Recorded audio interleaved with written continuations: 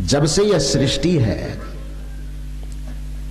मनुष्य चैतन्य संपन्न हुआ है, और जब तक यह सृष्टि रहेगी तब तक जो इस धरती पर मनुष्य आएंगे, जो हो चुके, जो हैं, जो आएंगे, उन सभी मनुष्यों का इस संसार में एक ही लक्ष्य होगा। वह लक्ष्य होगा कि हमें चाहे जिस भी विधि से मिले, परम शांति मिल जाना चाहिए। तरीका कुछ भी हो, कार्य कुछ भी हो, लेकिन उस कार्य के परिणाम में मनुष्य जब भी चाहता है तो वो सुख चाहता है और शांति चाहता है। हालांकि करने का तरीका गलत होने के कारण चाहत तो अच्छी होती है, फिर भी वह चाह पूरी नहीं हो पाती। कबीर साहब ने इसी को अपनी भाषा में कहा कि चाहत सुख दुख संग न छारा, कि मनुष्य इस संसार के ऐसे प्राणी हैं जो कोई आकांक्षा रखे न रखे, वो सुख और शांति की आकांक्षा जरूर रखता है। मकान भी मैंने पहले ही कहा था कि लक्ष्य और सफर में अंतर इतना ही है कि सफर उसे कहते हैं जहां पर हमारी यात्रा जारी रहती है, और लक्ष्य हम उसे कहते हैं जहां पर हमारी यात्रा समाप्त हो जाती है। मकान हम बनाते हैं तो इतनी सी बात हमें समझना चाहिए कि मकान हमारे जीवन का लक्ष्य नहीं है। क्यों? क्योंकि मकान बना लेने के बाद भी हमारी यात्रा बंद नहीं होती है। मकान हम बनाते, प्रश्न होता है कि हम मकान क्यों बनाते हैं, तो उसका उत्तर आएगा कि मकान में रह करके हम शांति पाना चाहते हैं। प्रश्न होगा, यदि हम कहें कि हमारे जीवन का लक्ष्य कोई ऊंची पद प्रतिष्ठा पाना है, तो फिर यह प्रश्न होगा कि हम पद प्रतिष्ठा क्यों पाना चाहते हैं, तो उसका एक ही उत्तर होगा कि उसके माध्यम से हम शांति को खोज रहे हैं, कि ऊंचे पद पर हम पहुंच जाएंगे, ऊंचे जगह पे हम पहुंच जाएंगे तो हमारे मन को सुकून मिलेगा, शांति मिलेगी। यदि हम जमीन जायदाद खरीदते हैं, बहुत ज्यादा बड़ा जमींदार राजा महाराजा होना चाहते हैं, तो उस चाहत के पीछे भी लक्ष्य है कि बड़े राज के अधिकारी, बड़े राजा महाराजा हम हो जाएंगे तो हमारा जीवन बड़ा सुखी हो जाएगा। खैर, ये तो कोई सकारात्मक चाहत की बात हुई। एक दारू पी करके नाली में घोलटने वाले आदमी को उससे पूछिए कि भाई आप दारू क्यों पीते हैं, काम गलत है। नैतिकता के दृष्टिकोण से तो सब दिन गलत था, पारिवारिक सामाजिक दृष्टिकोण से तो सब दिन गलत था। सौभाग्य से अब हमारे सरकार और कानून की निगाह में भी अब ये गलत हो गया है। पहले गलत नहीं रहा होगा, लेकिन कुछ दिन से गलत है। इसके लिए सरकार को भी बहुत बहुत बधाई है कि साधु महात्मा तो जीवन भर से पुकार पुकार करके कह रहे हैं कि मत पियो, नशा दुर्व्यसन से बचो, लेकिन उसमें सरकार का, कानून का सहारा मिल जाने पर इस मिशन में और ताकत आई और अच्छा हुआ। तो नैतिकता के दृष्टिकोण से सब दिन गलत था, लेकिन संविधान और कानून की निगाह में अब इसको गलत कहा जा रहा है। उसके बावजूद भी लोग उसे पीते हैं। आप उनसे पूछिए कि भाई आप ये सब क्यों खाते पीते हैं, नशा दुर्व्यसन क्यों करते हैं? उस बेचारे को स्कूल विद्यालय कॉलेज का ज्ञान हो कि नहीं हो, इतना कहता है, क्या करे? दुनिया भर की इतनी उलझन खोपड़ी में भरी हुई रहती है। कहता है कि नहीं, ये नशेबाज का फिलॉसफी है कि नहीं है कि दुनिया भर का इतना उलझन, साहब क्या करें, इतना उलझन खोपड़ी में भरा रहता है, इतना दबाव में रहते हैं कि उस दबाव से मुक्ति होने के लिए एक आध बोतल पी लेते हैं तो रात में बड़ी शांति से सो पाते हैं। ये कहता है कि नहीं कहता है? सीधी सी बात, काम गलत है, मैं उसका समर्थन नहीं कर रहा हूं। वो गलत काम होने के बावजूद भी शराब पीने वाला भी शराब के पीछे शांति की ही तलाश करता है। हालांकि वह शांति उसका दोष सके, वो नशा में है, वो तो उसके मस्तिष्क के नस को एकदम विकृत कर दिया गया है। तो शांति है कि वो बेहोशी है, वो तो अलग बात है। शांति कोई बेहोशी का नाम नहीं है। शांति में तो सुख की अनुभूति होती है, मन प्रसन्न होता है, चित्त प्रसन्न होता है। और याद रखिए कि शांति देने वाला नशा इस धरती पर शराब नहीं है। यदि शांति देने वाला नशा इस धरती पर कुछ है तो वो सत्संग का नशा है, वो भक्ति का नशा, वो ज्ञान और धर्म का नशा है, जो व्यक्ति को होश में रख करके शांति और आनंद से भर देता है। शराब का नशा आदमी को बेहोश करता है, वो शांति नहीं देता है। यदि किसी व्यक्ति को शांति और आनंद चाहिए तो ताड़ी का नशा, दारू का नशा ना करे, उसे सत्संग का नशा करना चाहिए। कबीर साहब ने इसीलिए पुकार करके कहा था, एक चौराहे पर खड़े होकर के, मैंने रात में भी कहा था कि कबीर साहब अपनी कोई भी बात कहने के लिए मंच लगा करके कभी उन्होंने बात नहीं की। किसी गुफा में बैठ करके, किसी कंदरा में बैठ करके कबीर साहब ने अपनी वाणी का कभी प्रकटीकरण नहीं किया। उस समाज के बीच में जाते थे, लोगों के बीच में खड़े होकर के और उनकी समस्या को उनको देख करके कबीर साहब तत्काल उनके समाधान में जो बातें उनके हृदय से निकलती थी वो बात कह देते थे। इसलिए कहा जाता है, कुछ लोग मुझसे पूछते हैं कि कबीर साहब में और अन्य साधु महात्माओं में आप क्या अंतर देखते हैं। मैंने कहा कि हो सकता हो कि अन्य विद्वानों की निगाह में, अन्य विद्वानों की दृष्टिकोण से आप पूछिएगा तो कबीर साहब में और अन्य में क्या अंतर करेगा ये मुझे नहीं पता, लेकिन मुझसे आप अंतर पूछेंगे तो मुझे जो अपने विचार से, अपने दृष्टि से अंतर लगता है वो अंतर यह लगता है कि दुनिया के और जितने संत साधु महात्मा हुए, यदि उसके पास कोई समाधान पूछने जाता है तो वो पुस्तक को देख करके उसका समाधान ढूंढता है, और कबीर साहब के पास कोई समाधान पूछने जाता है तो समस्या वाले के मस्तक को पढ़ करके उसका समाधान निकालने का वह कोशिश करता है। कबीर में और अन्य लोगों में जो मुझे सबसे बड़ा अंतर दिखाई देता वह यही अंतर कि एक परंपरा वह है जो पुस्तक में समाधान ढूंढता है और एक परंपरा वह है जो आदमी के मस्तक में समाधान ढूंढता है। बुद्ध की परंपरा पुस्तक से समाधान नहीं खोजता, महावीर की परंपरा पुस्तक से समाधान नहीं खोजता, सदगुरु कबीर साहब की परंपरा पुस्तक से समाधान नहीं खोजता। बुद्ध, महावीर और कबीर की परंपरा ऐसी परंपरा है जो उसके सामने आए हुए आदमी के ललाट को, उसके मस्तक को पढ़ा जाता है, उसके मस्तक में तत्काल समस्या को पढ़ करके उसके समाधान का रास्ता हृदय से निकाल करके दिया जाता है। यह सदगुरु कबीर साहब का चिंतन है। तो रात में भी मैंने कहा था कि कबीर साहब कहीं बैठ करके किसी कंदरा में, किसी गुफा में बैठ करके अपने प्रवचन का संकलन, संग्रह, लेखन नहीं किया करते थे। लोगों के बीच में जाते थे, उनके दिल, दिमाग, मन, मस्तिष्क को पढ़ करके, वहां के तत्कालीन समस्या को पढ़ करके उसका उचित समाधान क्या हो सकता है उसको तत्काल अपने हृदय के खजाना से निकाल करके नया नया वेद से, नया नया उपनिषद से, नए नए शास्त्र से उसका समाधान करते थे। तो कबीर साहब के पास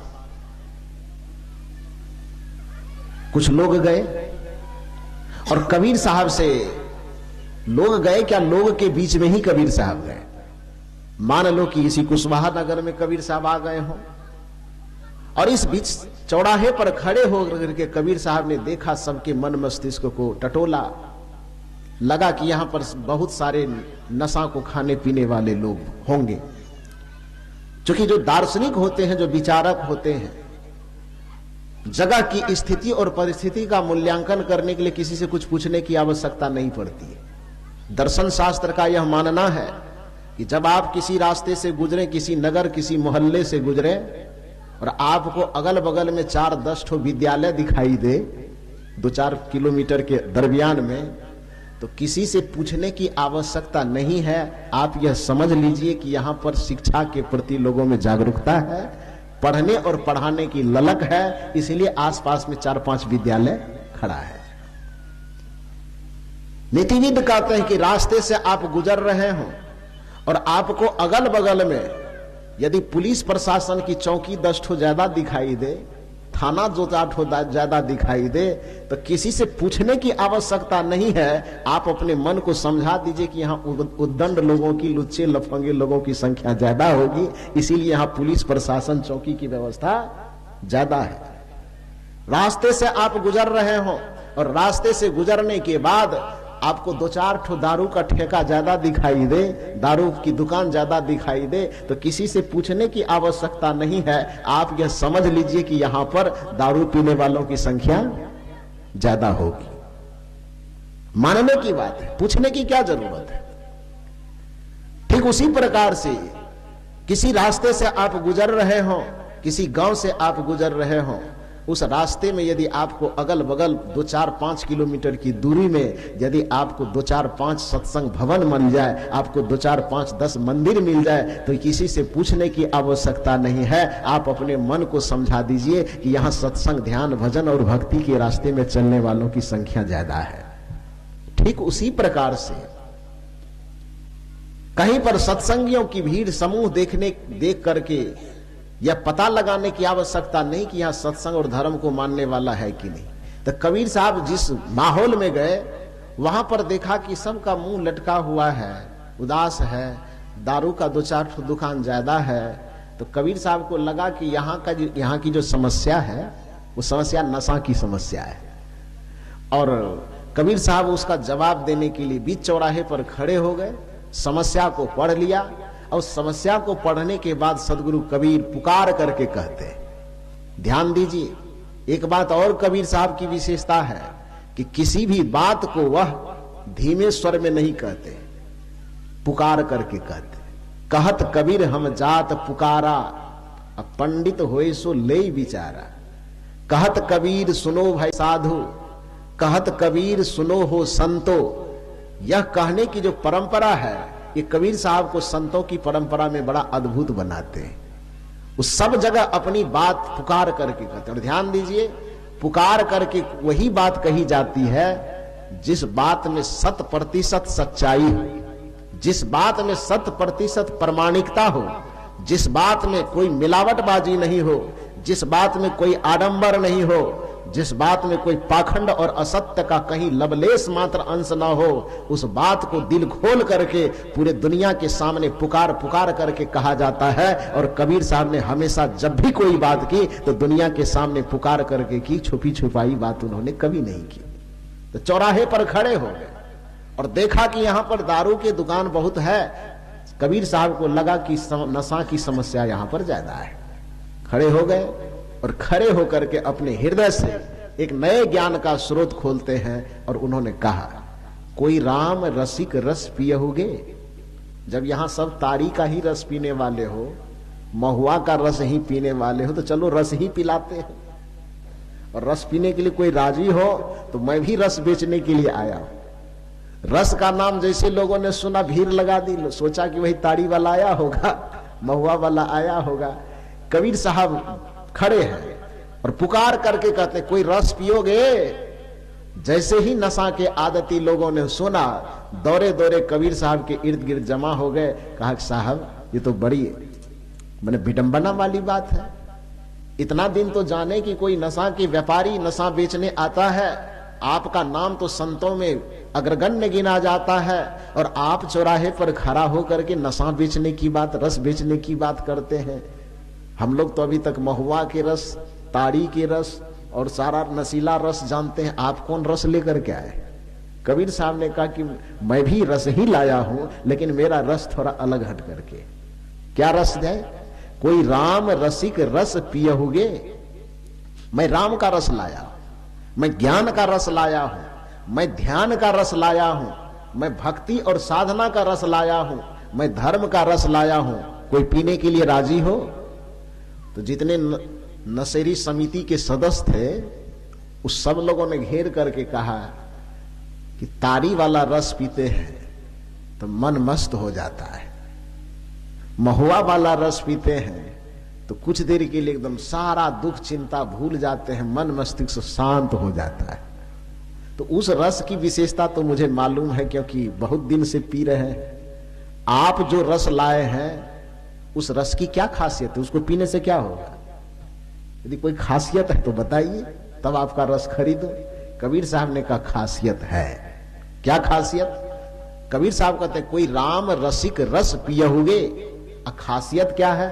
पियहुगे जुग जियहुगे।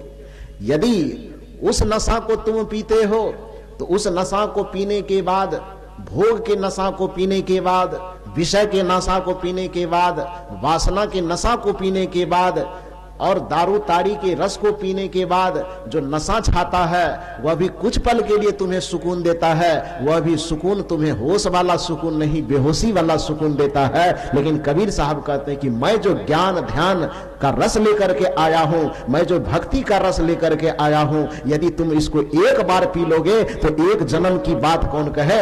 जब तक इस धरती पर तुम्हारे आत्मा का जन्म होगा तब तक उस पर से आनंद प्रेम और सुकून का नशा कभी उतरेगा नहीं, वो जन्म जन्म तक वो नशा छाया रहेगा। कोई राम रसिक रस पियहुगे, अब पियहुगे जुग जियहुगे, यदि पी लोगे उस नशा को तो जुग जुगांतर तक आनंद के साथ जियोगे, जुग जुगांतर तक शांति के साथ जियोगे, जुग जुगांतर तक मुक्ति के साथ जियोगे। तो साहब कहते कोई राम रसिक रस पियहुगे, पियहुगे जुग जियहुगे, फल अलंकृत बीज नहीं बकला, सुख पंछी तहां रस खाई, चुबे न बुंद अंग नहीं भींजे, दास भवर सब संग लाई, निगम रसाल चार फल लागे, तामे तीन समाई, एक दूरी चाहे सब कोई, जतन जतन कहु बिरले पाई। तो सदगुरु कबीर कहते हैं कि राम रस का जो रस है, राम का जो रस है वो ऐसा है कि जिसे पीने के बाद जो भी उसको चखेगा तो एक बार चखेगा और सदा सदा के लिए वो अमर हो जाएगा, सदा सदा के लिए आनंद परमानंद से उसका हृदय मन मस्तिष्क भर जाएगा। तो कबीर साहब या दुनिया के और जो संत हैं वो ये भक्ति का नशा, ज्ञान का नशा, ध्यान का नशा, धर्म का नशा ये लोगों तक पहुंचाता है। इस नशा को जो एक बार चख लेता है बाकी विषय का सारा नशा अपने आप छूट जाता है, विषय का नशा अपने आप खत्म हो जाता है। तो मैं कह रहा था यह कि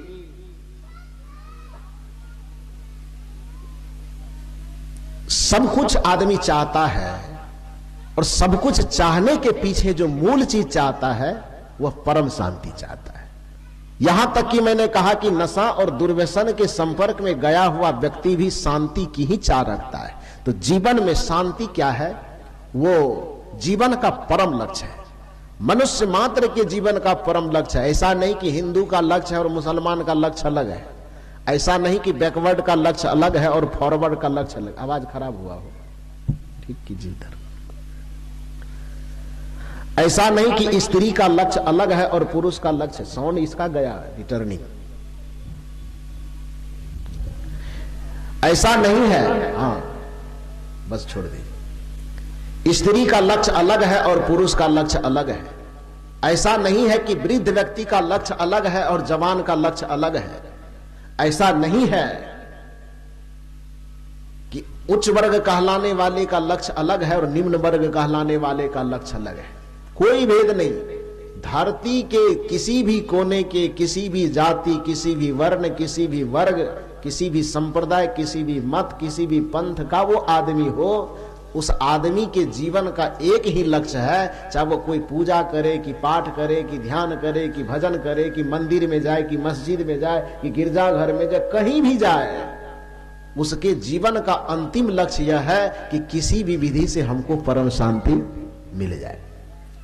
वह परम शांति कैसे मिलेगी, इसी का संदेश, इसी का संकेत हमारे संत महापुरुष देते हैं। और इसका संदेश देते हुए जो हमारे सनातन परंपरा का सबसे पहला ग्रंथ है वैदिक ग्रंथ, उन वैदिक ग्रंथों में तो हम लोग जानते हैं कि 4 वेद हमारे यहां हैं, ऋग्वेद, यजुर्वेद, सामवेद और अथर्ववेद। इन चारों वेदों में ऋग्वेद सबसे पुराना वेद है और 3 धीरे धीरे बाद में बनते चले गए। उस ऋग्वेद में जो आदमी को शांति पाने का तरीका बताया गया है, उस शांति पाने का तरीका 3 सीढ़ी में बताया गया। और पहली सीढ़ी, दूसरी सीढ़ी और तीसरी सीढ़ी का क्रमशः एक दूसरे से श्रृंखला जुड़ा हुआ है। जैसे छत पे चढ़ते हैं तो ऐसा नहीं होता है कि एक सीढ़ी यहां है और दूसरा सीढ़ी 5 स्टेप के बाद होगा, ऐसा तो नहीं होगा। यदि वैसा होगा तो एक सीढ़ी पर पैर रखेगा और 5 सीढ़ी पर पैर रखने जैसे जाएगा आदमी गिर जाएगा और दांत मुंह उसका टूट जाएगा। नीचे से ऊपर तक जाने के लिए सीढ़ी का प्रयोग जब हम करते हैं और तभी हम सुरक्षित होकर जब जा पाते हैं जब सीढ़ी से सीढ़ी का स्टेप जुड़ा हुआ होता है। ठीक उसी प्रकार से वैदिक ऋषियों ने, वेद के महापुरुषों ने यह बताया कि जीवन में अमरता चाहिए, जीवन में शांति चाहिए, जीवन में सुख चाहिए, तो तुम्हें किस सीढ़ी के स्टेप से तुम्हें ऊपर बढ़ना होगा, ये 3 चीज बताया। पहला चीज में उन्होंने कहा तमसो मां ज्योतिर्गमय, कि हे मानव तुम अंधकार से प्रकाश की ओर चलो, अज्ञानता से ज्ञान की ओर चलो, कुविचार से सुविचार की ओर चलो, कुसंग से सुसंग की ओर चलो। ऋग्वेद की पहली उद्घोषणा ध्यान दीजिए। कुछ लोग कहते हैं कि संतों की जो परंपरा है वो वैदिक परंपरा से अलग है, शास्त्रों की परंपरा से अलग होती है। नहीं नहीं नहीं, ऐसी बात नहीं है। दुर्भाग्य से जो वेद और शास्त्र लेकर के आपके सामने आया, वह लोग, कल भी मैंने कहा था दोपहर के सत्र में, कि मीडिएटर जब बीच में होता है तो लेने और देने वाले के लाभ हानि की परवाह वह नहीं करता। लेने वाला डूब जाए कि देने वाला डूब जाए, उससे मतलब नहीं है। बीच में हम ब्रोकर बन करके हैं तो हमारा लाभ होना चाहिए। ब्रोकर यही नहीं सोचता है, मीडिएटर यही नहीं सोचता है। तो जब बीच में मीडिएटर आए, वह हमारे सामने शास्त्रों की उचित व्याख्या नहीं किया। जो बातें शास्त्रों में नहीं भी थी उन बातों का भी जिक्र किया। हमारे श्री शिवनारायण बाबू एक बात सुना रहे थे कि साहब आपके कई प्रवचनों से मैं प्रभावित हुआ यूट्यूब को देख करके। अभी सुबह सुबह जब मुझसे मिलने गए तो एक प्रवचन का जिक्र उन्होंने किया, हम तो भूल भी गए थे, क्योंकि वो प्रवचन हम 10 साल पहले लगभग किए होंगे। और 10 साल पहले के प्रवचन को उन्होंने सुना, आज सुबह मेरे पास जिक्र किया कि साहब वो प्रवचन मेरे दिमाग को हिला दिया। वो प्रवचन क्या था, इसी बांका जिला में धोरिया प्रखंड के अंतर्गत कोई गांव था, वहां पर मेरा कार्यक्रम चल रहा था। मेरा चल नहीं रहा था। उस गांव में सब तरह के सत्संगी थे, कबीर साहब के विचार से जुड़े हुए, बाबा मेही के विचार से जुड़े हुए, और जनरल लोग भी थे जो राम में, कृष्ण में इत्यादि में विश्वास करते थे। तो सब लोगों की सहमति हुई कि गांव में एक यज्ञ, रबीडीह यहां पड़ता है, कुरमा से थोड़ा सा आगे रबीडीह गांव पड़ता है, धोरिया प्रखंड, उसी जगह की बात है। तो सब लोगों का विचार हुआ कि इस गांव में एक यज्ञ करवाया जाए, ज्ञान यज्ञ। तो क्या करवाया जाए, तो सब लोग जब आपस में मीटिंग बैठी तो उसमें मेही बाबा के विचार को मानने वाले, कबीर साहब के विचार को मानने वाले, तुलसीदास जी के विचार को मानने, राम और कृष्ण के विचार को मानने वाले सब थे। सबने कहा कि हम लोग सहयोग तो सब करेंगे, लेकिन हमरा वाला, अपना अपना वाला भी बाबा आना चाहिए। समझ रहे ना? लोगों के मस्तिष्क में ये बात पता नहीं क्यों घर किया हुआ होता है कि बाबा ये अपना है, ये बाबा अपना। अरे सूर्य किसी एक व्यक्ति का नहीं होता है, हवा किसी एक व्यक्ति का नहीं होता है, या आसमान, खुला आसमान किसी एक व्यक्ति का नहीं होता है, फूलों की सुगंध किसी एक व्यक्ति का नहीं होता है। जिस प्रकार से फूलों की सुगंध पर किसी एक व्यक्ति का अधिकार नहीं, हवा की शीतलता पर किसी एक व्यक्ति का अधिकार नहीं, सूर्य के प्रकाश पर किसी एक व्यक्ति का अधिकार नहीं, उसी प्रकार से संत और संतों के विचार पर किसी एक व्यक्ति और पंथ का अधिकार नहीं होता है। वो संत सर्वदा होता है, संत सबका होता है, संत किसी एक मत और पंथ का नहीं होता है, नहीं होता है। ये हम अपने संकुचित दायरा को इतना छोटा कर लिए, अपने चित्त को इतना छोटा कर लिए हैं कि जमीन मेरा, पत्नी मेरी, बच्चा मेरा, बेटा मेरा, नाती मेरा, नतना मेरा करते करते गुरु मेरा, गुरु के पंथ मेरा, सिद्धांत मेरा, ज्ञान मेरा, मतलब वहां बेटा बेटी नाती पोती को मेरा मेरा करते करते ई वाला को भी नहीं छोड़े, इसको भी मेरा मेरा में समेट लिए। आदमी को इस संकुचित दायरे से ऊपर उठना चाहिए। संत वह होते हैं जो सबका होता है, गुरु वह होते हैं जो सबका होता है। महापुरुष हो जाने का मतलब ही है कि सबका हो जाना, तो वह किसी एक दायरे में। लेकिन अब जो सामान्य लोग हैं तो सामान्य दृष्टिकोण से ही सोचेगा। तो सब लोग बैठे और सब ने कहा कि देखिए चंदा तो देंगे बढ़िया से, लेकिन हमरा वाला बाबा भी आना चाहिए, हमरा वाला भी आना चाहिए। हमरा वाला का मतलब समझ रहे हैं ना? ललका वाला पार्टी के ललका वाला आना चाहिए, उजला वाला पार्टी के उजला वाला आना चाहिए, राम वाला कहीं मेरा वाला आना चाहिए, अब कोई मतलब सब अपने अपने तरीके से। तो तय यह हुआ कि 7 दिन का कथा करवाया जाए, उसमें भागवत कथा भी करवाया जाए, और बीच बीच में 2-2, 3-3 दिन का बांट बांट करके 2 दिन कहीं से लाल बाबा को बुला लीजिए गुरु महाराज वाले, और कहीं से उजला वाले को बुला लीजिए 2 दिन के खातिर गुरुदेव वाले। इस तरह से बुला करके कथा भी चलता रहे, अब बीच बीच में 2-2 दिन का समय लेकर के संतों को भी बुलाया जाए। यह फाइनल हुआ, और इसी आधार पे चंदा की गई, भरपूर चंदा हुई, कथा शुरू हुई, और कथा समाप्त होने के बाद सत्संग भी करवाया जाता था। तो उसमें संत मत से भी किसी महात्मा को बुलाया, सदगुरु कबीर के विचार से भी उसमें मुझे निमंत्रण नहीं दिया गया था। उजला वाला पार्टी के तौर पे भी हम नहीं गए थे, निमंत्रण था ही नहीं।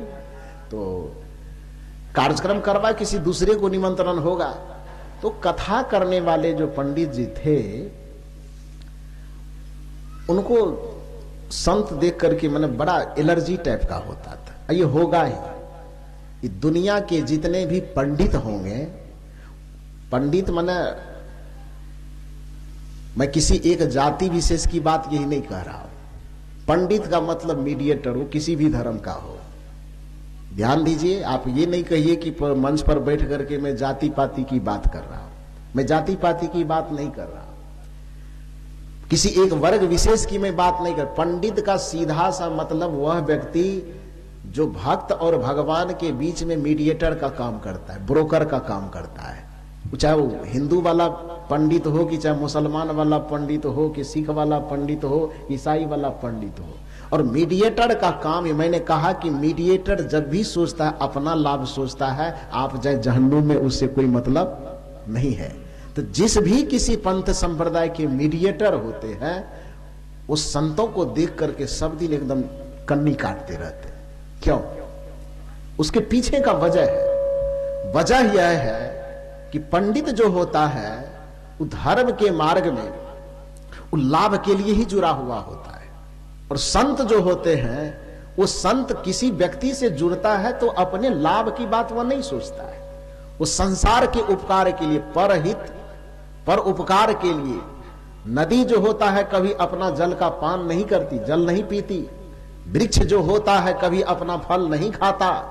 ठीक उसी प्रकार से साधु जो होते हैं, वो साधु अपने ज्ञान ध्यान की संपत्ति को अपने लिए उपयोग करे कि ना करे, उसको सर्वस्व दुनिया के सामने लुटा देता है, और दुनिया के कल्याण और विश्व की कामना में सदा रत रहता है। उस सब का कल्याण चाहता है। सर्वे भवन्तु सुखिनः, सर्वे सन्तु निरामयाः, सर्वे भद्राणि पश्यन्तु मां कश्चित दुख भाग भवेत्। पंडित वह है जो दूसरों की बातों से अपनी जीविका चलाता है, और संत वह है जो अपने अनुभव ध्यान और साधना के आधार पर आत्मज्ञान की भूमिका में प्रतिष्ठित होकर के जो अपनी आत्मा से निकली हुई बात को लोगों के सामने प्रस्तुत करता है, अनुभव की बातों को लोगों के सामने प्रस्तुत करता है, उसको संत कहा जाता है। और हजारों वर्ष के इतिहास को रट करके ऐतिहासिक बातों को लोगों के बीच में तोता की तरह दोहराने वाला व्यक्ति वह पंडित होता है। पंडित में और संत में यह अंतर होता है कि पंडित हमेशा शास्त्र की बात करता है और संत हमेशा अनुभव की बात करता है। ये दोनों में ये बहुत बड़ा फर्क है। तो चाहे वो पंडित किसी भी जगह का हो, पंडित जी खार खाए रहते, लेकिन जो सच्चे पंडित हैं, कबीर साहब ने पंडित वर्ग के भी 2 तरह से उसकी खिंचाई की। जो पंडित पाखंड में उलझाते थे लोगों को, कबीर साहब ने उसको बड़ा लताड़ा है। लेकिन जो पंडित लोगों की कल्याण की बात, अच्छी बात कहते थे, कबीर साहब ने उसका बड़ा आदर किया है।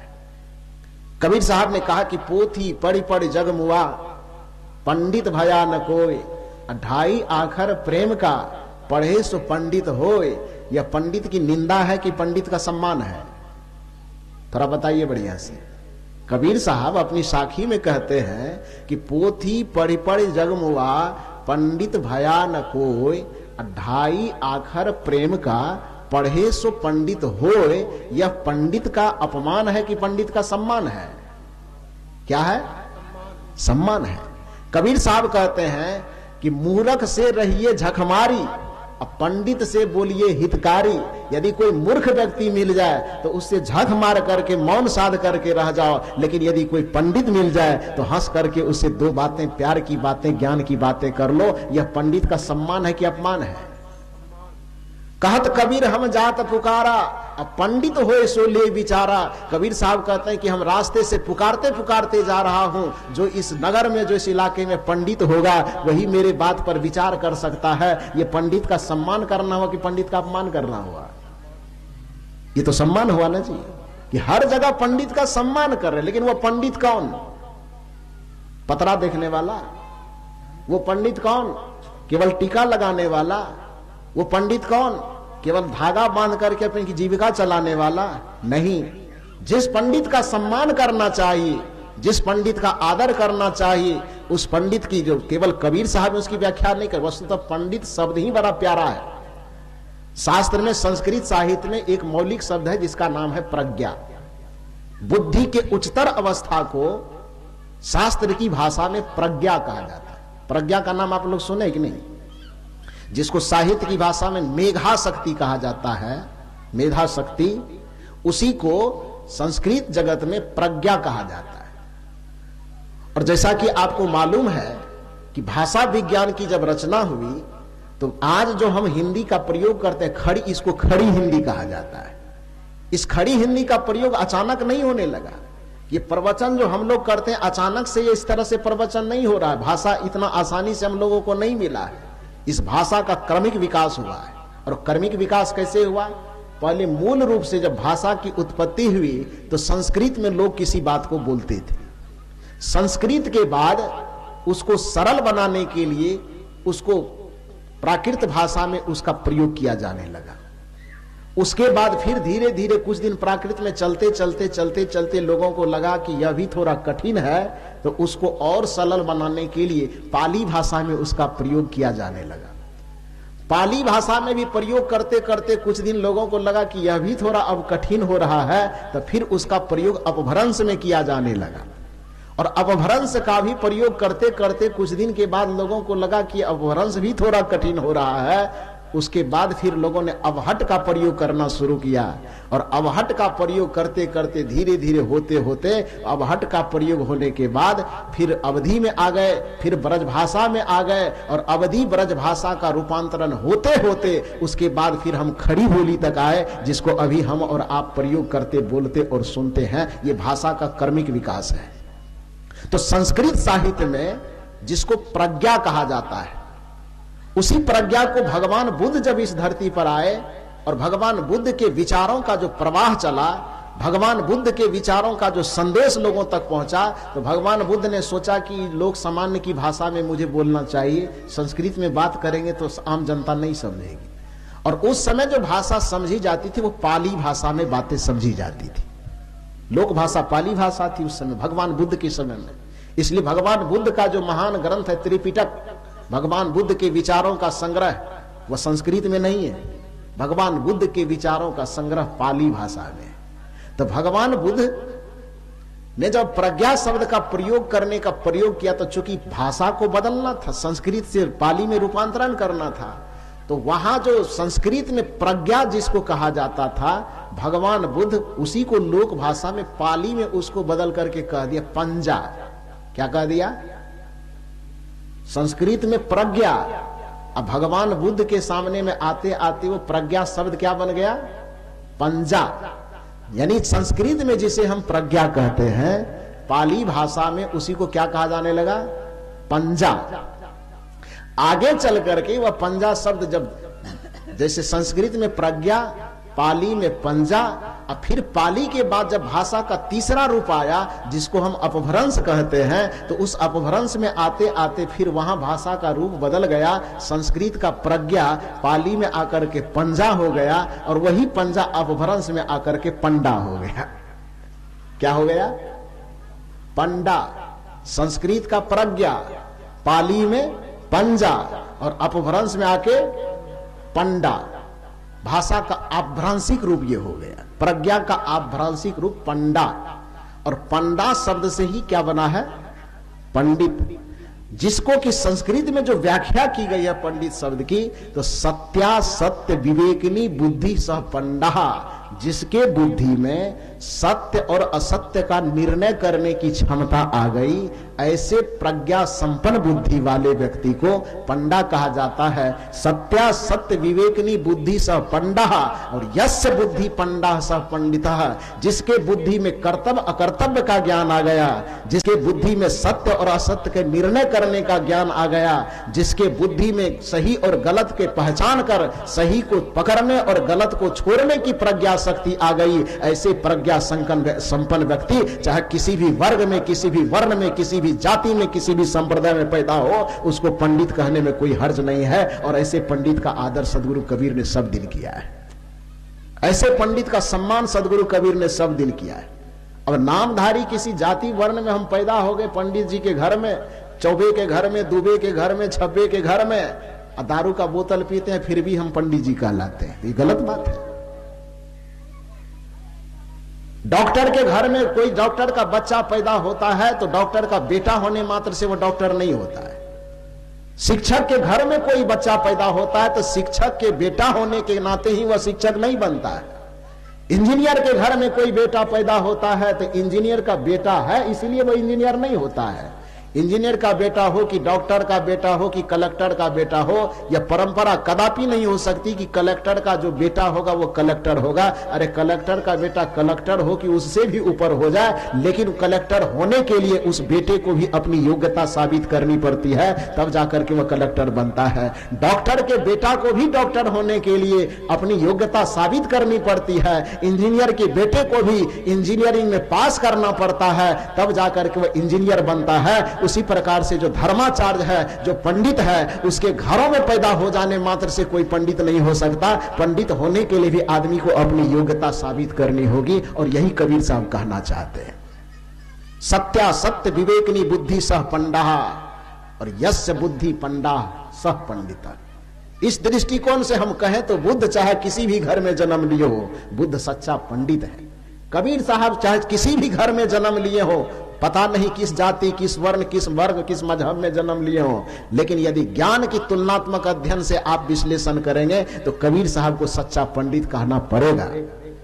महावीर किसी भी वर्ग वर्ण में जन्म लिए हो, पता नहीं, लेकिन यदि आप कसौटी पर, ज्ञान की कसौटी पर कसेंगे तो भगवान बुद्ध को, भगवान महावीर को, गुरु नानक को, बाबा मेही को, बाबा देवी को, तुलसी साहब को इत्यादि जितने भी संत हैं, जितने भी ज्ञानी ध्यानी महापुरुष है, सच्चे अर्थ में उसी को पंडित कहना पड़ेगा। बाकी धागा बांध के टीका लगा के अपनी जीविका चलाने वाले किसी भी घर में जन्म लिए हो, वो पंडित कहला तो सकते हैं, लेकिन वो सच्चे पंडित नहीं हो सकते हैं। तो कबीर साहब सच्चे पंडितों का आदर किया है, सच्चे पंडितों का सम्मान किया है। कबीर साहब किसी वर्ग वर्ण के विरोधी नहीं है। तो मैं कह रहा था बात वहां की, कथा में पंडित जी आए, वो संतों से उसका 36 का आंकड़ा सब दिन का रहेगा। जैसे ही उन्हें पता चला कि कथा का भी आयोजन है और कथा में साथ साथ महात्मा लोग भी आएगा, सब पार्टी वाला, सब अपनी अपनी बातें करे, तो मुंह उसका थोड़ा चिढ़ गया। और अपनी चीड़ को निकालने के लिए वो उपाय क्या लगाया कि जनता को भीड़ रहती थी, उन्होंने कहा कि 4 बजे से लेकर के 8 बजे तक हम प्रोग्राम करेंगे, 4 घंटा। और 8 बजे के बाद जो महात्मा आएगा उसको मंच पर बैठाइए, 8 बजे से 9 बजे 1 घंटा वो अपनी बात कह करके फिर मंच से चला जाएगा। बड़ा सुंदर ट्रिक अपनाया उन्होंने। और उसने 4 बजे, अब दिन में आदमी जमा हो जाए, खचाखच भीड़, पूरा पंडाल भर जाए, और उसके बाद वो अपना सब गायन वादन के साथ शुरू करे। 8 बजे तक नहीं, 4 घंटा जनता को बैठा के रखता। और 8, पौने 8 लगभग जैसे ही बजता था, 8 बजे से पहले 15 मिनट, तो अपना आरती वगैरह करके प्रसाद उरसाद बंटवा देता था। और तब महात्मा लोग अपना आसनी लेके जाते थे, मंच पर बैठते थे। तो जो 4 घंटा जो जनता अपना कमर रीढ़ सीधा करके बैठा हुआ है, सब कथा सुन लिया, प्रसाद मिल गया, आरती हो गई, तो 1 जनता वहां बैठा रहेगा? ये बताइए आप लोग, कोई आदमी सुनने के लिए बैठेगा?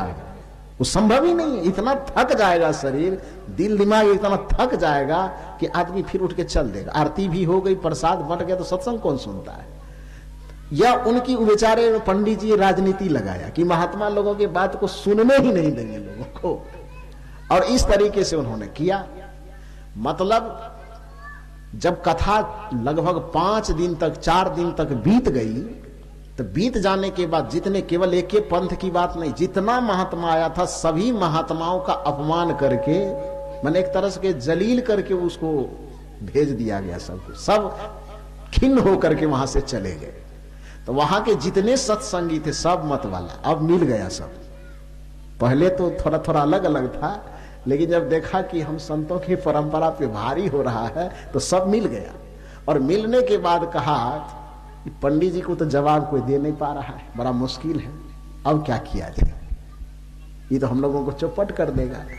तो इनको जवाब देने के लिए बुलाया जाए, किनको बुलाया जाए? तो सब लोग आपस में विचार करते, 10 साल पहले की मैं बात बता रहा हूं, सब लोग विचार करते करते कहे कि हे हो, जवाब देना तो सबके बस की बात नहीं। अभय साहब के पास पहुंचे सब कोई, मेरा नाम लिया और सबने कहा कि उनको बुला करके लाइए, वही एक व्यक्ति है जो इनको टक्कर बढ़िया से दे पाएंगे। गाड़ी उठाया, सब लोग पहुंचा वहां कहलगांव जहां मैं रहता हूं। आश्रम पर पहुंचे, संजोग से हम आश्रम पर ही थे, तो गए और जाने के बाद बड़ा मायूस स्वर में, 5-6 आदमी थे, सब लोग बड़ा मायूस स्वर में उन्होंने कहा कि हम लोग इस तरह से सत्संग का आयोजन किए, कथा भी चल रही है, लेकिन पंडित जी उसमें ऐसा राजनीतिक पेंच लगा दिया है कि फिर कथा सुन करके लोग चले जाते हैं, सत्संग तो सुनता ही नहीं है। तो मैंने कहा कि मेरे पास आए, अभी आए हैं। बोला क्षमा कीजिए कि आपको निमंत्रण नहीं दिए थे। मैंने कहा कबीर साहब की बात तो अब मुझे याद आ रही कि दुख में सुमिरन सब करे और सुख में करे ना कोई, जो सुख में सुमिरन करे तो दुख का ही कोई। यदि पहले मुझे खबर किए होते तो ये नौबत ही नहीं आती।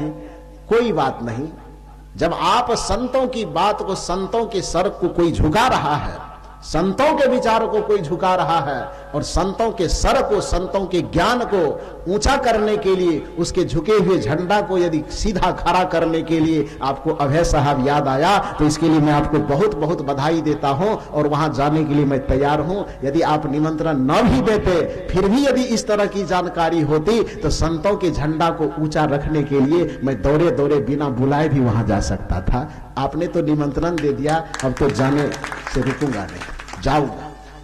और मैं गया वहां पर। दोपहर में उसके सारी एक्टिविटी को मैं वहां के जनता से सुना, और वैसे ही बताया कि 4 से लेके 8 तक बैठते हैं, और फिर क्या होता है, आरती वगैरह करके उठ जाते हैं। तो मैंने कहा कोई बात नहीं, वो जो कर रहे हैं उसको कुछ भी करने में मना मत कीजिए। वो जो कर रहे हैं, जैसे कर रहे हैं, उसको करने दीजिए, लेकिन शर्त यह है कि वो जहां बैठे हुए जिस तरह से, तो सिंहासन एक ठो के बदले एक ठो और लगा दीजिए मंच पर। होता यह था कि वो कथा करने के लिए मंच पर ये लगाया जाता था, एक ठो व्यास गद्दी, अब बाकी जो संत आते थे उसे नीचे में बैठाया जाता था। यहां पर भी पता नहीं कैसे इनके दिमाग में आया, ये लगा दिया। इस संतों के बीच में ये सब लगाने की कोई जरूरत नहीं, उसको सबको एकदम एक समान में बैठना चाहिए, लेकिन लगा दिया। तो ये मेरा कोई शौक नहीं है, लगा दिया तो अब बैठना मजबूरी है। लेकिन ध्यान दीजिए कि कोई भी व्यक्ति नीचा बैठ जाने से छोटा नहीं होता है, और कोई व्यक्ति ऊंचा पर बैठ जाने से बड़ा नहीं होता है। ऊंचा और नीचा में बैठने से कोई बड़ा छोटा नहीं होता है। जिसके आचरण और संस्कार बड़े होते हैं, चाहे वह जहां कहीं भी वह बड़ा ही रहता है, और जिसके आचरण खोटे हो, जिसके विचार व्यवहार और संस्कार खोटे हो, चाहे वह कितना भी ऊंचाई पर काहे न बैठ जाए, वह हमेशा छोटा ही रहेगा, वो कभी बड़ा नहीं हो सकता है। तो कहने का ये अर्थ है, अभिप्राय है कि वो नीचा में बैठाते थे, और नीचा में बैठाने में उसका अहंकार पुष्ट होता था। तो मैंने कहा कि अब उसके अहंकार का जवाब तो थोड़ा बहुत देना चाहिए। तो मैंने कहा कि सबसे पहला तरीका यह अपनाइए कि या तो पंडित जी का भी आसन का ये हटा दे, या नहीं उनका आसन रहे तो कोई बात नहीं, एक आसन उसके बगल में इसी तरह से लगाया जाए।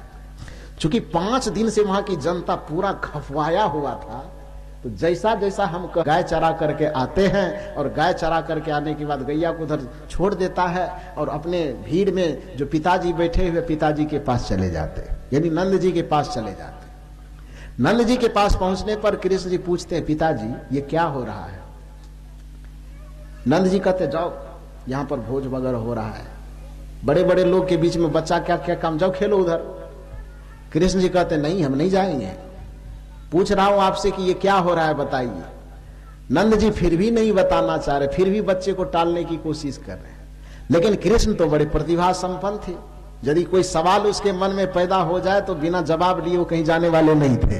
तो नंद जी को बार बार वो जिद करते हैं। ये ध्यान दीजिए कि जो बात मैं कह रहा हूं ये भागवत महापुराण में लिखा हुआ है, जिसको व्यक्ति को देखना हो तो आप भागवत पुराण यदि आसपास में हो कहीं तो लेके आइए, मैं दिखाता हूं कहां लिखा हुआ है।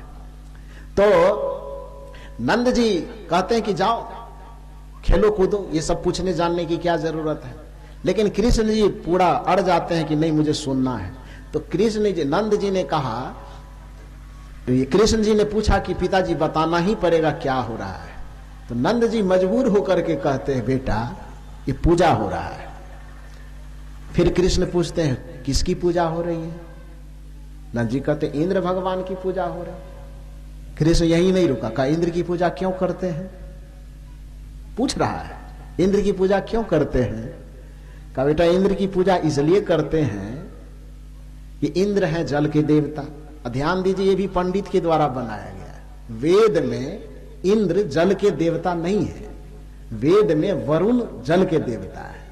अब पुराण आते आते मैंने कहा ना, जैसे रात में भी मैंने कहा था कि वाल्मीकि जी ने राम कथा लिखा कुछ, और जब पंडित जी के हाथ में आया कलम तो उस कथा को बना दिया कुछ। वेद के ऋषियों ने शास्त्रों में वेद को लिखा है किसी दृष्टिकोण से, वेद में जल के देवता वरुण, भगवान वरुण को बताया गया। अब पंडित जी के हाथ में जब कलम आया तो कलम आने के बाद पंडित जी ने क्या किया, पूरा सत्ता पलट दिया, पार्टी चेंज कर दिया एकदम। और पार्टी क्या चेंज कर दिया? पंडित वैदिक ऋषि ने वरुण को जल का देवता कहा और पंडित जी ने वो क्या बना दिया, इंद्र को जल का देवता बना दिया। वेद के ऋषि ने असुर को महान कहा और देवता को बहुत घिनौना कहा। पूरे वेद के व्याकरण को पढ़िए, जिस तरह से अभी हम लोग कोई गलत करता था राक्षस कहीं का कहते हैं ना, वैदिक काल में जब कोई आदमी घिनौना काम करता था, गलत काम करता था, तो उस समय उसको कहा जाता था देव कहीं का। न देव शब्द वेद में गाली है और असुर शब्द वेद में महान है।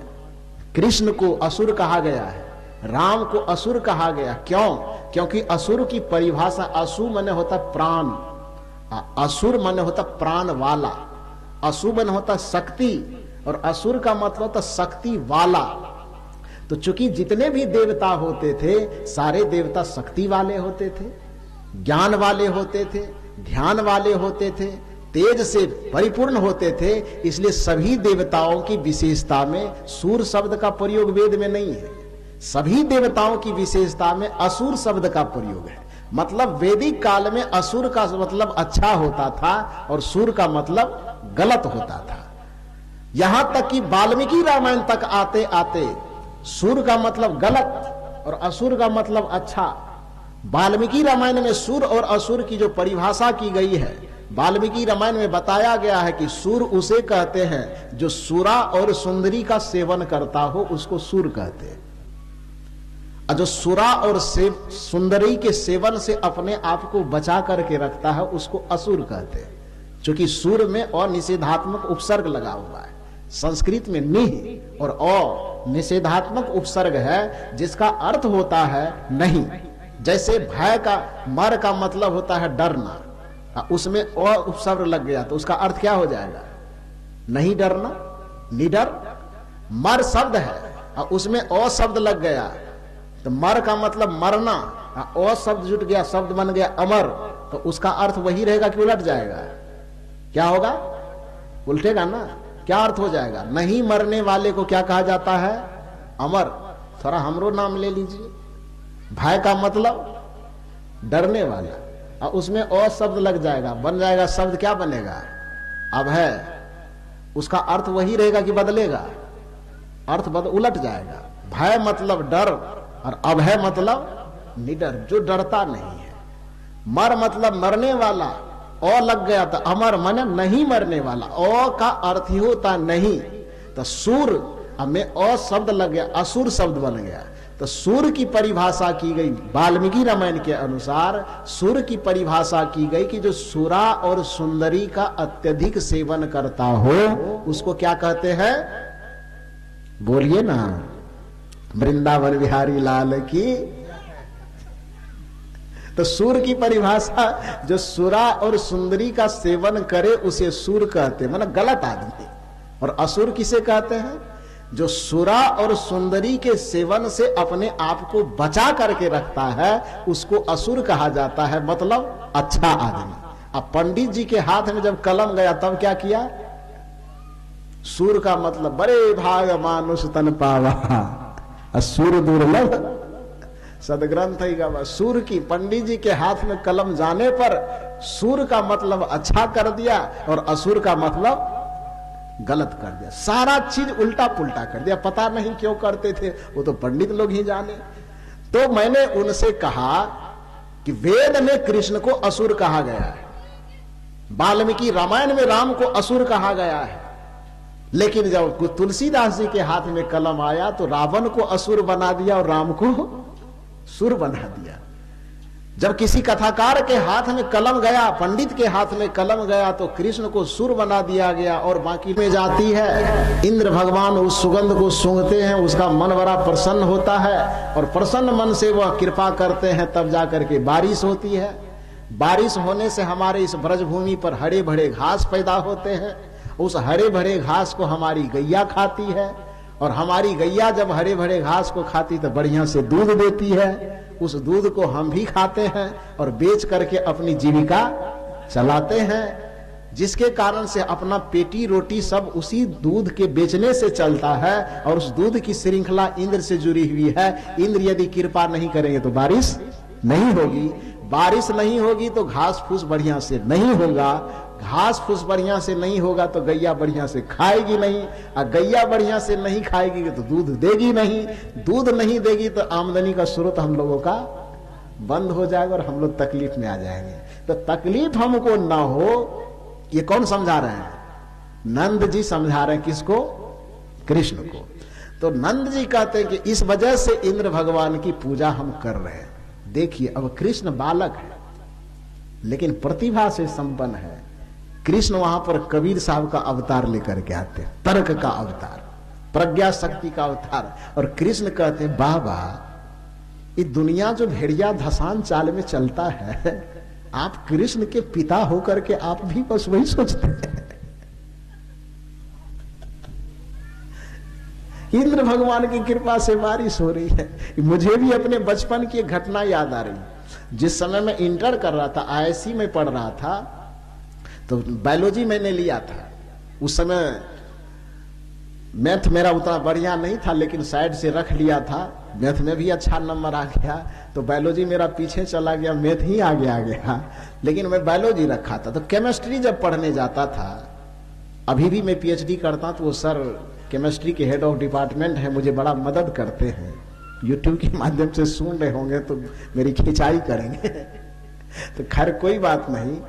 तो कहने का मतलब कि उस समय जब पढ़ने के लिए जाते थे तो सर बहुत विद्वान थे, केमिस्ट्री के अच्छे विद्वान, नाम नहीं लूंगा। तो वो पढ़ाते थे बड़ा बढ़िया तरीका। संजोग की बात है कि एक दिन सुबह सुबह बारिश होने लगी, तो शायद सब विद्यार्थी कुछ अपने मन से भी नहीं आए और कुछ गए भी, तो सर ने कहा कि आज बारिश हो रही है, छोड़ दीजिए, दूसरे दिन आइएगा पढ़ने के लिए। तो हम भी पहुंच गए थे। जैसे ही वहां गए तो कहा कि सब विद्यार्थी को तो आज छुट्टी दे दिए, पढ़ाई नहीं होगी।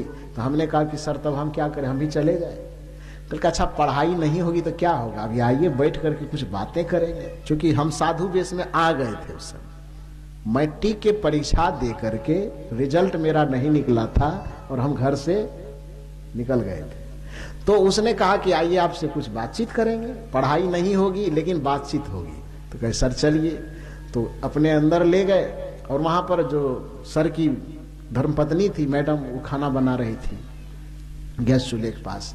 बारिश हो ही रही थी, बैठे बैठे कुछ देर बात हुई, थोड़ा खाने के लिए सर को भी दिया और मुझे भी आगे में चूल्हा के पास ही बैठे बैठे दे दिया। बातचीत होते रही। मैंने कहा सर कितना दिन तक के लिए छुट्टी दिए हैं? तो सर ने कहा कि देखिए इंद्र भगवान की कृपा से बारिश हो रही है, इंद्र भगवान कब तक ऐसा करेंगे, उनकी कृपा जब होगी फिर से पढ़ाना शुरू कर देंगे। जैसे कहा कि हम माथा नोचने लगे तो सर जी कहा कि माथा नोच रहे, क्या बात हुई? तो मैंने कहा सर आप इतने बड़े विद्वान आदमी, विज्ञान के शिक्षक हैं, केमिस्ट्री के हेड ऑफ डिपार्टमेंट है आपके पास पढ़ने का सपना बहुत लोग देखता है, इतना अच्छा तरीका से आप विश्लेषण करते हैं, इतने बढ़िया तरीका से आप बताते हैं, मैं भी आपका विद्यार्थी हूं। कहने में मुझे थोड़ी हिचकिचाहट हो रही, लेकिन कहूंगा क्योंकि आपका शिष्य होने से पहले मैं कबीर साहब का शिष्य हूं और कबीर साहब किसी को अपनी बात कहने से हिचकते नहीं। तो आज मैं कहूंगा, जब आपके पास पढ़ने आता हूं, आपकी व्याख्यान को सुनता हूं, तो लगता है कि आपके मुंह में सरस्वती का निवास है। इतनी अच्छी व्याख्या, इतने विज्ञान का अच्छा व्याख्या आप कर देते हैं, लेकिन मुझे थोड़ा सा संदेह हो रहा है सर जी। कहा क्या? मैंने कहा जो बोर्ड पर आप क्लासरूम में पढ़ाते हैं वहां पर पानी बरसने का सिद्धांत आप कुछ और बताते हैं, चूल्हा के पास जब भोजन कर रहे हैं तो यहाँ पर आप सिद्धांत कुछ और बता रहे कि इंद्र भगवान की कृपा से बारिश हो रही है। सर जब आप क्वेश्चन बनाइएगा और यदि उस क्वेश्चन में आप दीजिएगा कि बारिश होने का क्या कारण है, उसको आप लिखिए। तो आपने जो मुझे क्लासरूम में बोर्ड के सामने पढ़ाया है, बारिश होने के सिद्धांत को आपने पढ़ाया है, सर आप बता दीजिए कि मैं उस सिद्धांत को वहां पर लिखूंगा कि आप जो चूल्हे के पास इंद्र भगवान की कृपा से बारिश होने की बात बता रहे हैं, मैं इसको लिखूंगा। और ये दोनों बात बताइए, यदि बोर्ड वाला बात लिखूंगा तो कितना नंबर दीजिएगा, और यदि इंद्र भगवान की कृपा से लिखूंगा तो कितना नंबर दीजिएगा? कितना नंबर मिलेगा? कितना नंबर मिलेगा? प्रोफेसर साहब कह के चौपटे कीजिएगा, कहीं बोलिएगा नहीं। हम के आज नहीं बोलेंगे, लेकिन कभी कभी बोल ही देंगे।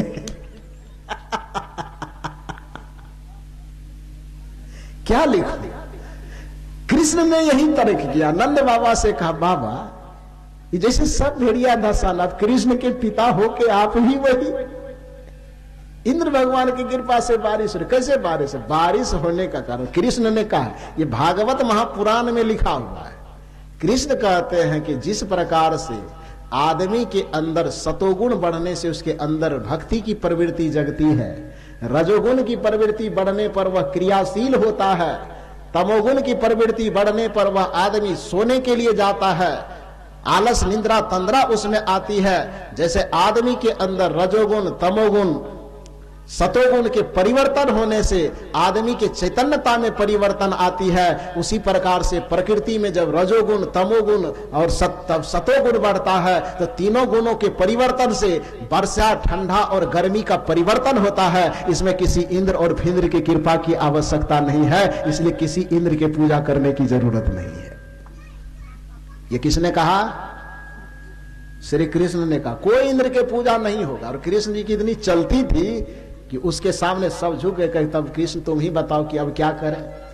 तो कृष्ण जी ने कहा कि सब चीज जब जमा हो ही गया है, वैसे तो ये आत्मा पूजा करने के अलावा, गुरु भक्ति करने के अलावा और कोई पूजा करने की आवश्यकता नहीं है, लेकिन जब चौराहे पर सब चीज जमा कर ही लिया गया है और पूजा करना सार्थक लग ही रहा है, तो सबसे पहली शर्त मेरी तो यह है कि कोई यज्ञ नहीं होगा, कोई हवन नहीं होगा, किसी इंद्र की पूजा नहीं होगी, कर्मकांड को मान्यता देने वाले किसी देवता की पूजा नहीं करनी है। तब लोगों ने पूछा कि कृष्ण तुम ही बताओ कि करना क्या है? कहा इंद्र के कृपा से हमारी जीविका चलती हो कि न चलती हो ये मुझे नहीं पता, लेकिन गोवर्धन पर्वत के क्षेत्रफल में जो घास फूस उगते हैं उस गोवर्धन पर्वत के बदौलत हमारी गैया चरती है, उस गोवर्धन पर्वत से हमारी जीविका चलती है। इंद्र की कृपा से हमारा जीवन चलता है कि नहीं चलता ये मुझे नहीं दिखाई देता, लेकिन गोवर्धन की कृपा से हमारी जीविका चलती है ये हमें दिखाई देती है। और आदमी को अपने जीविका के आधार का पूजन करना चाहिए, इसलिए इंद्र की पूजा छोड़िए और गोवर्धन पर्वत पर पूजा करने के लिए चलिए। वो गोवर्धन पर्वत पर चले जाते। इतना दूर के कथा को पंडित छुपाता है आपसे, वो नहीं बताता है। इसके आगे की बात बताता है कि इंद्र के पूजा नहीं किया तो इंद्र ने क्या किया, जोरदार बारिश करवा दिया। और बारिश करवाने से लड़ने के लिए कृष्ण ने क्या किया, गोवर्धन पर्वत को, ये कहानी जानते हैं कि नहीं जानते? ये आधा कहानी जो हम बताए, जो पंडित जी छुपाते हैं, वो छुपा हुआ कहानी को हम आपको बताए हैं। आधा बताता है, आधा को क्या करता है, क्या करता है, वो छुपा लेता है।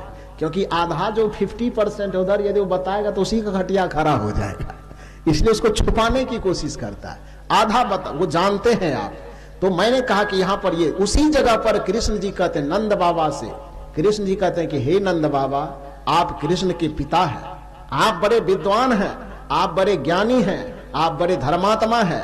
जैसे साधारण आदमी नदियों में स्नान करने से पाप कटना मानता है, मूर्तियों की पूजा करने से अपने जीवन का उद्धार मानता है, कोई मंत्र जप करने से मोक्ष मानता है, कोई यज्ञ हवन करने से अपने जीवन का कल्याण मानता है, तो देखिए कृष्ण यहाँ इतने कठोर शब्द का प्रयोग करते हैं कि शायद कबीर साहब के मुंह से उतना कठोर शब्द कभी नहीं निकला होगा। कृष्ण जी कहते हैं कि जो व्यक्ति मिट्टी, पत्थर, काठ, लोहा, तांबे इत्यादि की मूर्ति के सामने सर झुका करके अपने मुक्ति का रास्ता देखता है, जो नदियों में स्नान करके अपने पाप कटने का रास्ता देखता है, जो गंगा में नहा करके जो संतों के चरण में नहीं आता, जो सत्संग में आकर के सत्संग से प्रेम नहीं करता, जो गुरु के चरण से प्रेम नहीं करता, केवल तीर्थ व्रत और मूरत के भरोसे अपने जीवन का उद्धार देखता है, हे पिताजी वह मनुष्य के शरीर में रहते हुए भी वह गधा है। किसने कहा है? ये गधा शब्द देखना है, देखना है, देखना है तो अभी गूगल में निकाल सकते हैं, निकाल के देख लीजिए। नहीं देखना है तो भागवत पुराण है तो वो ले या वो दिखाता हो। कृष्ण जी कहते हैं कि जो नदियों में डुबकी लगा करके अपना पाप काटना, कबीर साहब ने तो कठोर कहा है कभी क्या है, लेकिन यदि यह कबीर साहब कहते तो कहते कबीर तो बड़ा धर्म विरोधी है। कबीर साहब कहते जो नदियों में स्नान करके अपना पाप काटना कटना मानता है, यज्ञ हवन के बदौलत अपने उद्धार की कल्पना करता है, वह मनुष्य के शरीर में रहते हुए भी गधा है। यह किसने कहा?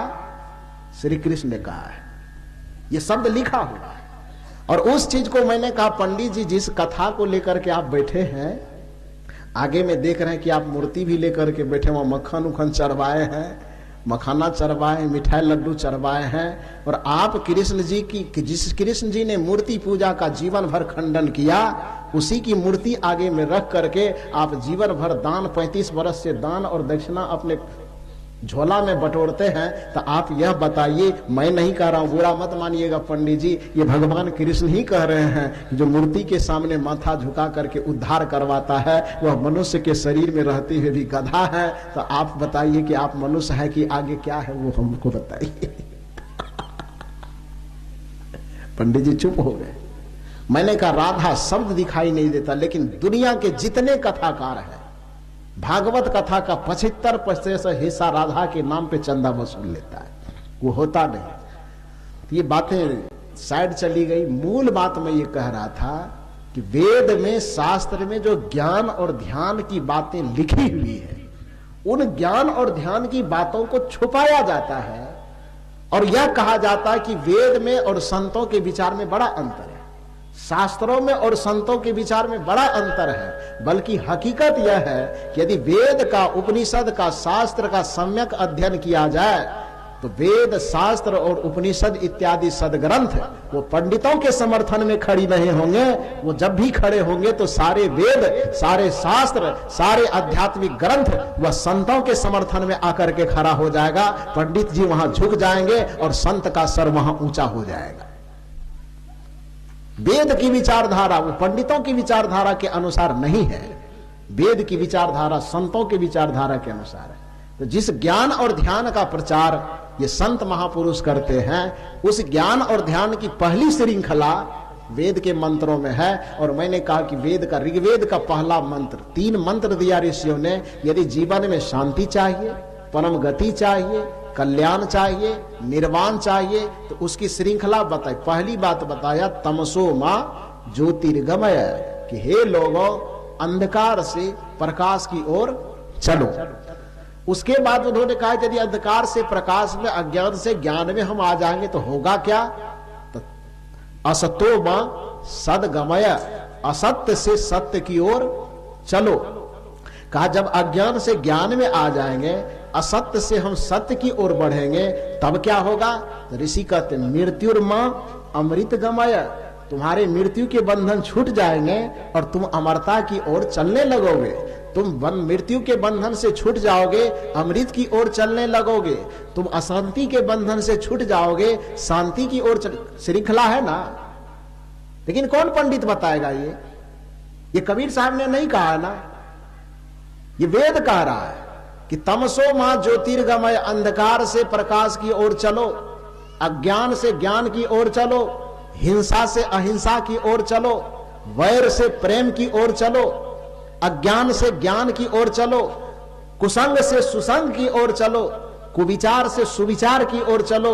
और यदि यह तुम्हारी यात्रा कन्वर्ट हो जाए, कुसंग से सुसंग में तुम आ गए, ज्ञान से अज्ञान से ज्ञान में आ गए, कुसंस्कार से सुसंस्कार में आ गए, कुविचार से सुविचार में आ गए, तो यह परिवर्तन होने के बाद सबसे पहला चीज जो होगा वह होगा असतो मां सदगमय, असत्य से तुम्हारा पार होकर के तुम सत्य के मार्ग में आ जाओगे। असतो मां सदगमय, असत्य से सत्य में प्रवेश कर जाओगे, और असत्य से जैसे ही सत्य में प्रवेश करोगे, मृत्यु मां अमृत गमय, मृत्यु से तुम्हारा बंधन छूट जाएगा, काल से तुम्हारा बंधन छूट जाएगा, भव बंधन तुम्हारा टूट जाएगा, और सदा सदा के लिए मुक्ति का आनंद, परमानंद और परम शांति का उपभोग करोगे। यह वेद के द्वारा बताई गई ज्ञान की श्रृंखला है। तो संतों के विचार में और वैदिक ग्रंथों में कहां अंतर आ रहा है? यदि वेद यह कहता है कि असतो मां तपसो मां ज्योतिर्गमय, और उसी को कबीर साहब कहते हैं कि शून्य सहज मन सुमिरते, प्रगट भई एक ज्योत, बलिहारी तेहि पुरुष की निरावलंब जो होत। सदगुरु कबीर के जो बीजक की रचना है, बीजक हमारे पास में देखिए रखा हुआ दो ठो, ये शिवनारायण बाबू का है। इसका जब बीजक को आप पलटिएगा तो बीजक पलटने के बाद जो सबसे पहला लाइन है, प्रथम रामायणी के प्रथम पंक्ति, सबसे पहला लाइन, यदि किसी को पता हो तो वो जानते होंगे क्या है। अंतर ज्योति शब्द एक नारी, हरि ब्रह्मा ताके त्रिपुरारी, ते तिरिये भगलिंग अनंता, ते उन जाने आदेव अंता, बाखरी एक विधाते किन्हा, 14 ठहर पाठ सो लिन्हा, हरिहर ब्रह्म महंतो नाओ, तीन पुण्य तीन बसावल गाओ, इत्यादि शब्दों की व्याख्या है। मैंने कहा कि सबसे पहली पंक्ति जो लिखा हुआ है, अंतर ज्योति शब्द एक नारी। कबीर साहब कहते हैं कि तुम मनुष्य इसलिए हो क्योंकि तुम्हारे अंदर में एक शब्द और एक ज्योति है। अंतर ज्योति शब्द एक नारी, तुम्हारे अंदर शब्द की शक्ति है, तुम्हारे अंदर ज्योति की शक्ति है। उस ज्योति और शब्द को जागृत कर लो, तुम्हारा मनुष्य होना सार्थक हो जाएगा। और कबीर साहब ने बीजक के पहले पंक्ति में शब्द और ज्योति की चर्चा की। वेद क्या कहता है? ऋग्वेद को आप पलटिए, ऋग्वेद में पहला जो लाइन लिखा हुआ है, पहला जो सबसे ऋग्वेद का सबसे पहला मंत्र, वो सबसे पहला मंत्र कहता है ओम अग्नि मीले पुरोहितं यज्ञस देवामृत विजम होतारम रत्न धातवम। ये पहला मंत्र ऋग्वेद का कहता है कि हे मनुष्य, हमारे हृदय में वह अग्नि स्वरूप, ज्योति स्वरूप वह शक्ति विद्यमान है। उस ज्योति स्वरूप, अग्नि स्वरूप उस परम सत्य को, परम तत्व को अपने हृदय में उद्घाटन करो तो तुम्हारे कल्याण का रास्ता खुल जाएगा। तो ऋग्वेद का पहला मंत्र कहता ओम अग्नि नीले पुरोहितम यज्ञस देवामृत विजम होतारम रत्न धातमम। और कबीर साहब कहते हैं कि अंतर ज्योति शब्द एक नारी। तो कबीर साहब का विचार वेद से कट करके है कि वेद से सट करके है? क्या है? कबीर साहब को वेद का विरोधी कैसे कहते हैं? किस आधार पर कहते हैं? वेद का पहला मंत्र उस बात की, जिस बात की चर्चा करते, कबीर साहब का पहला मंत्र उसी बात की चर्चा करता है। और दुर्भाग्य है कि नहीं जानने के कारण लोगों ने, या कुचाल चलने के कारण लोगों ने कबीर साहब को बदनाम करने के लिए धर्म विरोधी, वेद विरोधी, शास्त्र विरोधी, मंदिर विरोधी, पूजा विरोधी, भगवान विरोधी, सब विरोध में नकारात्मक पक्ष में कबीर साहब को खड़ा कर दिया। लेकिन ऐसी बात नहीं है।